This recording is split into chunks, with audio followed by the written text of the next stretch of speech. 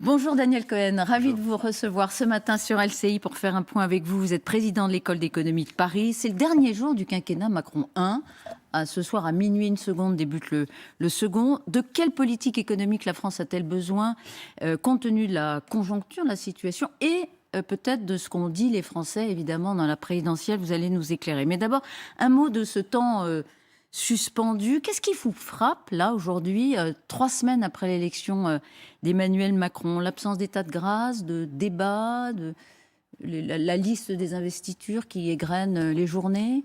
Non, je crois que ce qui est frappant, c'est que au cours de la période qui vient de se terminer, enfin entre l'élection et maintenant, on a vu en réalité, silencieusement, d'une manière un peu complexe, mais la recomposition politique de ce nouveau mandat se mettre en œuvre. C'est-à-dire qu'on voit qu'à gauche, il y a eu une reconstitution d'un bloc rallié à Jean-Luc Mélenchon, ce qui n'était pas du tout évident, notamment au vu de la campagne elle-même. Et puis on voit en réalité à la fois que l'extrême droite, au fond, a renoncé à toute idée de représenter au sein du Parlement une force parlementaire. Tout ça est un peu étonnant parce que tout de même c'était l'extrême droite qui était, enfin la droite de Madame Le Pen, peu importe les termes en réalité, mais qui était au deuxième tour. Et puis on voit une droite classique, celle de Valérie Pécresse, qui a en réalité toujours beaucoup de mal à penser ses plaies. Donc cette période-là, c'est une période où au fond tout se passe comme si on laissait les Français tirer eux-mêmes les leçons de ce scrutin. Et les leçons de ce scrutin, c'est une opposition qui va sans doute être très forte venue de gauche, et puis tout un paysage à reconstituer, à retisser entre la gauche sécessionniste des Insoumis et la droite qui en fait n'attend qu'une seule chose, c'est de pouvoir allier la majorité présidentielle.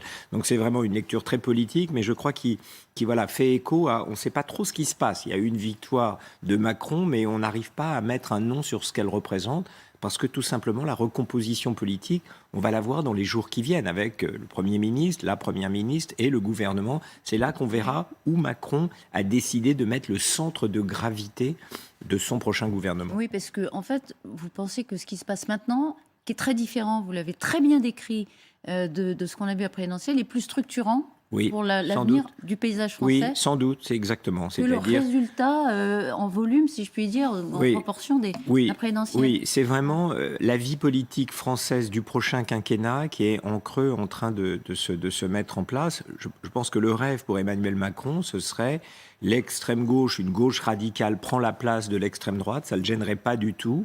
Et puis à charge pour lui de reconstituer une droite beaucoup plus large. Vous avez vu que le maire de Béziers a dit que finalement Mélenchon était le principal ennemi et que donc il était prêt à rallier Macron. Ça augure, Robert Ménard, donc ça augure d'une majorité du centre-gauche non mélenchoniste jusqu'à très loin à droite.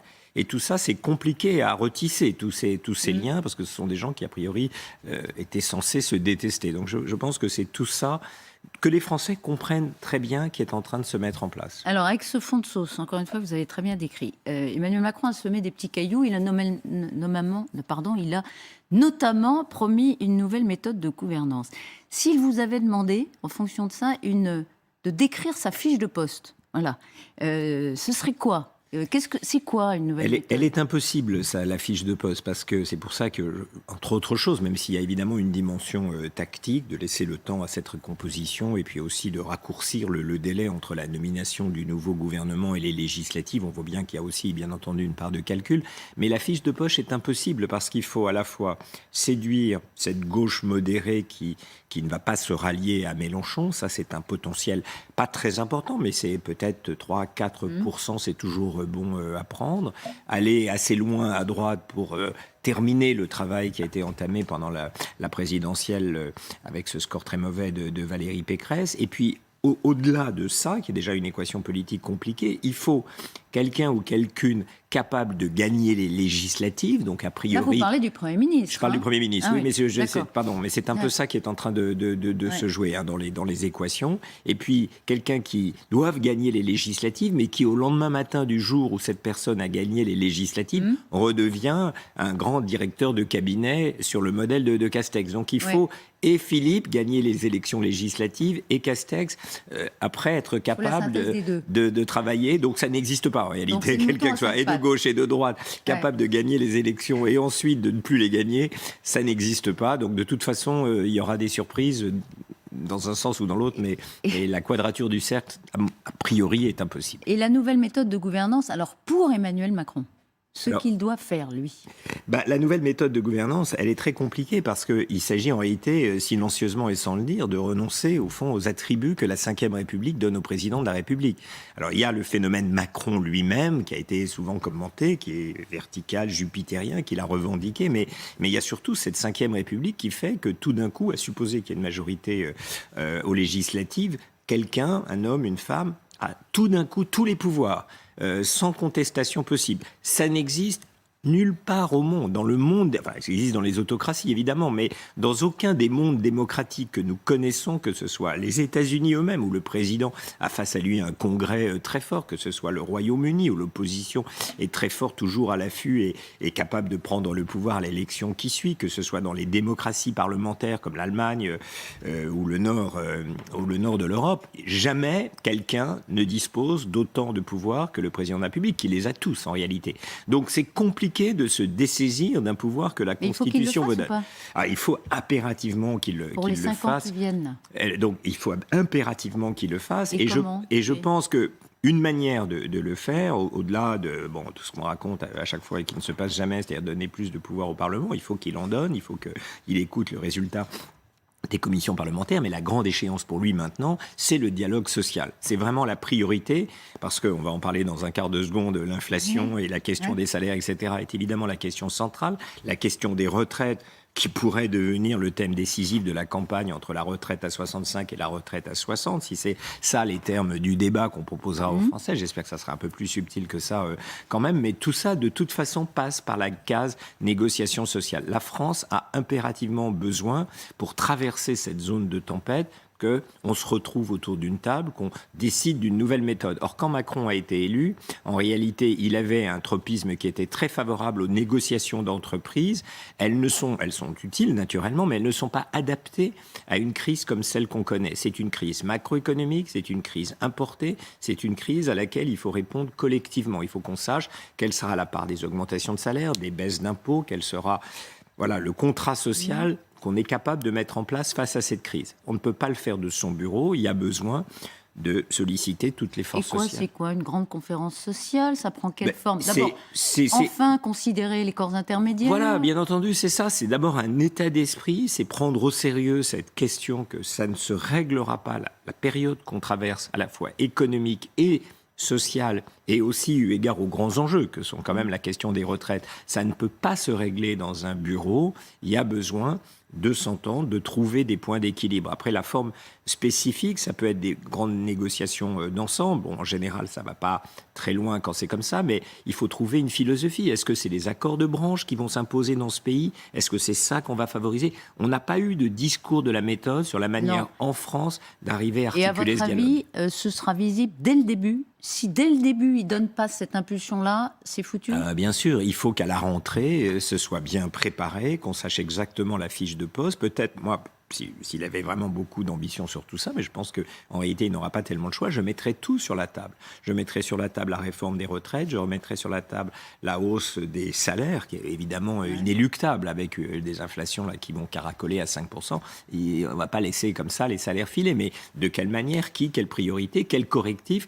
Donc c'est vraiment le moment où, vous savez, dans les années 70, les pays qui s'en sont le mieux sortis de cette période qu'on appelait déjà la stagflation, c'est-à-dire stagnation et inflation, sont les pays qui ont été capables de manière coordonnée de répondre à ça, notamment les pays scandinaves. Les Pays-Bas avaient été aussi un modèle. En Allemagne, il y avait eu, grâce à la puissance des syndicats, une manière de bien comprendre. Je donne cette augmentation de salaire, mais tu n'augmentes pas les prix pour les reprendre. Donc il y avait quelque chose de très intégré. C'est possible ça en France?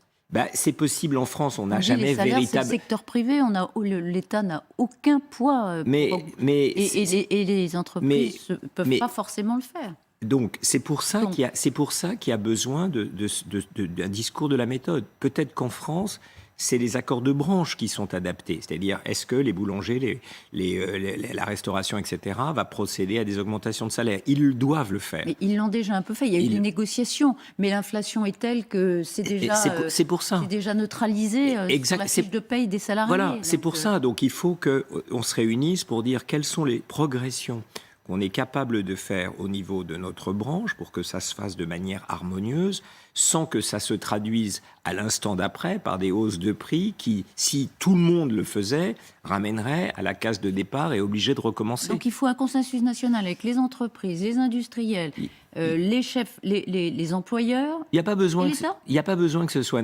national, mais il y a besoin que tous ces gens se réunissent pour que l'État soit capable de dire, là il le fait à coup de chèques X, Y, etc.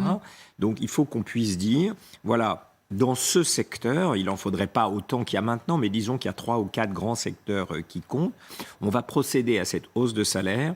L'État va prendre en charge telle dimension du pouvoir d'achat et les employeurs, sur cette base-là, peuvent tenir une inflation de leur prix à tel niveau. Si personne n'énonce ça, vous êtes un boulanger, vous êtes un hôtel et vous êtes obligé d'augmenter les salaires et de les répercuter. Si tout le monde fait ça, mais le coup d'après, on doit tout recommencer. Donc il faut qu'il y ait un cadrage. Après, je me fais pas d'illusions, on n'est pas les pays scandinaves, et il y aura pas tout le monde. Mais si ça n'est pas énoncé, faut pas être à la remorque. Voilà, si ça n'est pas énoncé, ce qui est souhaitable, si chaque branche n'est pas capable de dire voilà comment je vois l'évolution au cours des 12 prochains mois, et que l'État soit capable de dire, alors c'est ça que vous avez prévu, regardez, on va apaiser cette tension en prenant en compte ça, les syndicats l'entendent, donc du coup, ils demanderont un peu moins de salaire si l'État contribue de telle et telle manière, on aura une meilleure méthode, vous parliez de méthode, pour avancer. C'est très intéressant, c'est une révolution. Et c'est ce qu'il faut dans ces temps troublés. Alors, un mot, vous l'avez dit, il y a des mesures pouvoir d'achat qui sont annoncées déjà. Alors, il y en a, sont très différentes. Ça va d'un chèque alimentaire qui est dans les tuyaux depuis longtemps, au triplement de la prime Macron, en passant par la suppression de la redevance, en passant par l'indexation des retraites sur l'inflation. Enfin, tout ça va être dans un package, pardon pour l'anglicisme, dès que l'Assemblée est élue. Tout est justifié. Ce qui est justifié, c'est l'ordre de grandeur. L'année dernière, c'était une vingtaine de milliards qui avaient été décidés. Là, on est sur 10 milliards. Ça nous renvoie exactement à la discussion qu'on vient d'avoir. Il y a une masse globale qui est mise au service de la lutte contre l'inflation par l'État. Personnellement, je pense que c'est une très bonne chose que l'État contribue à ce déséquilibre majeur qui est la guerre en Ukraine et ce qu'on observait déjà avec le Covid l'année dernière, c'est-à-dire une hausse de prix qui n'a rien à voir avec l'État interne. Si c'était entre les entreprises et les salariés, l'État n'aurait rien à faire avec ça. Mais c'est pas ça dont il s'agit. Il s'agit de payer une guerre, en réalité. Il y a une guerre avec l'Ukraine, elle a toutes sortes de conséquences en matière de pouvoir d'achat pour les gens, parce qu'elle a un coût du point de vue, évidemment, de ses effets sur les prix des matières premières. Donc, c'est normal qu'on mette ça sur la table. Alors après, comme c'est très compliqué, il y a un chèque, il y a ceci et cela, parce qu'on est encore en période électorale. Donc, il s'agit de désarmer, d'abord, le vote de ceux qui pourraient vouloir se révolter contre situation. C'est d'abord électoraliste pour vous ? La manière dont c'est en train de s'annoncer, oui, c'est avec l'idée de répondre à la préoccupation qui écrase toutes les autres. Dans les enquêtes d'opinion, il y a pouvoir d'achat et puis tout le reste a complètement disparu, y compris la guerre en Ukraine, qui est quand même quasiment à nos frontières, et on voit avec l'élargissement de l'OTAN, enfin tout ça pourrait quand même beaucoup tanguer. Non, on ne parle que du pouvoir d'achat. Donc c'est normal d'y répondre. Mais on y répond de telle manière que ça manque de lisibilité. Et comme ça manque de lisibilité, comment l'intégrer dans les négociations ? C'est un peu ça le point que je faisais tout à l'heure. D'accord. Mais les Français, vous l'avez dit, ont cette préoccupation majeure. Mais ils sentent bien que le chéquier, il y a un peu moins de feuilles quand même dans le chéquier. Est-ce que c'est soutenable ? Ils l'ont aussi à l'idée. Donc je vous pose la question, est-ce qu'on peut supporter cette politique ? Certains disent de cadeaux, d'autres disent de chéquier, d'autres disent de mesures bienvenues pour aider les Français qui en ont besoin. Moi, je pense, encore une fois, il y a une hausse des prix de l'énergie, de deux choses l'une. Soit on considère que l'État va contribuer à apaiser cette poussée d'inflation. Et à ce moment-là, le pouvoir d'achat est protégé et le reste à charge de la négociation salariale, évidemment, restera très important, mais on ne rentrera pas dans cette spirale, j'hausse les salaires, j'augmente les prix, j'augmente les salaires, etc. Donc il y a un nouvel équilibre à trouver, il faut que le pouvoir d'achat soit protégé, évidemment, dans ces temps de crise. Mais les comptes publics, nos comptes sont très détériorés. Après, quant aux comptes publics, c'est la question de savoir qui paye pour cette hausse du prix des matières premières. Est-ce que ce sont les salariés ? Est-ce que ce sont les contribuables ? Est-ce que ce sont les entreprises ? Et là, ce dont on parle, c'est il faut que ça soit un peu tout le monde, mais d'une manière juste. Sous quelle forme ? Sous une forme où les contribuables par les hausses d'impôts qui devront financer. Ah, donc vous nous annoncez des hausses d'impôts? Ah bah, dans le Là, on supprime la redevance, on en baisse plutôt. Oui, on supprime la redevance, mais dans le terme du quinquennat, il faudra bien réduire le déficit qui est à 5%. Enfin, il est prévu qu'on revienne vers 3%. Alors, soit on fait le pari d'une croissance très forte, et à ce moment-là, les hausses d'impôts seront celles que permet la hausse de la croissance, soit il faudra... Il y a plusieurs manières de voir ce que signifient des hausses d'impôts. Si on considère qu'il y a un effort de solidarité nationale face à ces déséquilibres qu'on n'arrête pas de vivre, à ce moment-là, c'est le moment de montrer qu'on est capable de justice fiscale dans ce pays. Enfin, il y a deux manières d'avoir un rapport à l'impôt. Un, c'est de l'avoir, on va dire, de manière un peu expropriatoire. Je ne supporte pas les riches, il faut les taxer pour que personne ne dépasse. Voilà, c'est la position d'une gauche radicale qui a sa logique. On est dans un monde creusé d'inégalités. C'est le problème, c'est les inégalités qu'il faut résoudre. Option A. À l'autre bout, non, jamais, pas de hausse d'impôts parce que c'est ça qui commande la croissance. Et puis entre les deux, et on peut mettre le curseur où on veut, on traverse des crises majeures. Le Covid, c'est une crise majeure qui a laissé beaucoup de fractures dans la société. On est en train de traverser cette guerre en Ukraine. On sort à peine de la crise des années 2010 avec la crise de la dette souveraine, de la crise des subprimes. Donc tout ça exige de consacrer plus, oui, toutes choses égales par ailleurs, à la solidarité. D'accord, donc il faudra augmenter les impôts des plus riches. C'est ce que vous pour le dire très simplement. Voilà. Autre moyen de financer, et vous l'avez déjà dit 2-3 fois, donc c'est bien votre esprit, c'est la réforme des retraites. Est-ce que c'est nécessaire économiquement? Est-ce que c'est possible politiquement? Alors, est-ce que c'est nécessaire économiquement? Ça dépend au regard de quel objectif. Si on dit c'est nécessaire parce que ça va coûter très cher, c'est faux. Quand on regarde la part des retraites dans le PIB, qui est la seule chose qui compte, c'est combien on va dépenser. Qu'après les recettes suivent ou pas, c'est une question du deuxième ordre. Ce qui compte, c'est combien la France consacre à ses retraites, en pourcentage du PIB.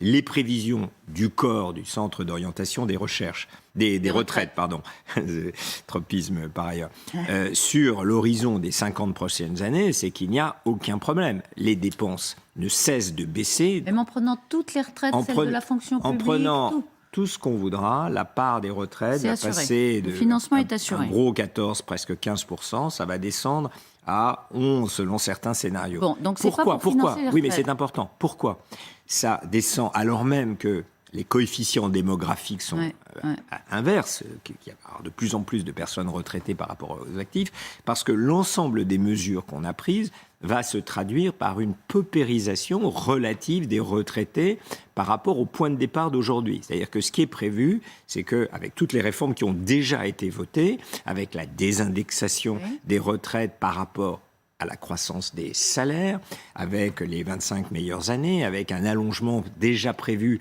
à 43 ans des durées de cotisation. Par la réforme retraite, par la Touraine. Quand tout ça est mis bout à bout, ça se traduit par une baisse, c'est pas qu'on y arrive, une baisse, c'est-à-dire un déclin relatif de la situation des salariés. Donc, en fait, la vraie question n'est pas du tout comme on le dit.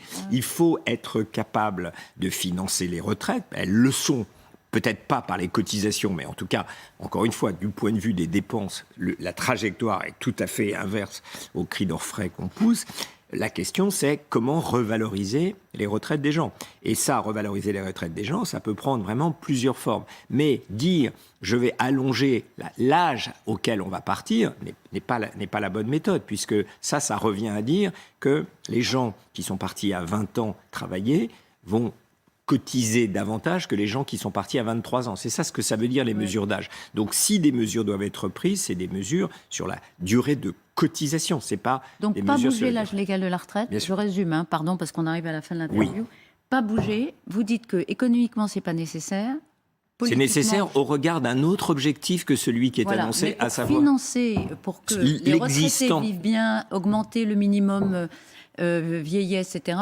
Il faut quand même faire travailler plus longtemps, mais sans toucher à ce curseur qui est par ailleurs un épouvantail. Il y a plein de paramètres. On peut, si c'est par exemple les petites retraites, on peut imaginer que la solidarité nationale le prenne en compte. Mais ce que je veux dire, c'est que si on veut corriger cette trajectoire, ça n'est pas c'est pour la remonter, pas pour la faire baisser, c'est pour la remonter. Ouais. Et donc, si c'est pour la remonter, comprenons bien de qui on veut la faire remonter. Si c'est les petites retraites, ça pourrait faire l'objet d'une solidarité nationale. Si c'est la moyenne, on peut réfléchir à des mesures, non pas d'âge, parce que celles-là, encore une fois, sont très injustes pour ceux qui partent tôt, mais des mesures de durée de cotisation. C'est parfait, merci. On arrive à la dernière minute. Alors, j'ai 2 questions. On va essayer de la mettre. Alors, une seconde. D'abord, chacun. la retraite à 60 ans. Donc, Le retour à la retraite à 60 ans là, de Jean-Luc Mélenchon. Laurent Berger, Durand. ça coûte très cher. Laurent Berger disait pourquoi pas 45 ans. C'est une boutade, mais ça coûte très cher. C'est d'une certaine manière. Si la retraite stricto sensu à 60 ans, ce serait 30 milliards. Et si on ajoute ce qui, à mon avis, est vraiment important, c'est-à-dire des mesures de revalorisation des retraites, il faudrait, qui sont dans le programme de Jean-Luc Mélenchon, il faudrait rajouter 25 milliards. Donc, est-ce qu'on a 60 milliards comme ça à dépenser ? C'est 2 fois le budget de l'enseignement supérieur et de la retraite. Il fait très beau, va nous donc dire, c'est très coûteux. Voilà. Il fait très chaud, d'ailleurs. Beau, pas encore. Tout à fait, va nous dire Guillaume dans un instant. Mais juste, vous avez contribué à un papier il y a une dizaine de jours, Vu de l'étranger, le paradoxe des passions tristes françaises. La France est un paradis de gens qui se croient en enfer. C'est une phrase de Sylvain Tesson. Les anglo-saxons, quand ils nous regardent, disent « Mais de quoi ils se plaignent ? Les Français, ils vont bien. On va bien par rapport aux autres.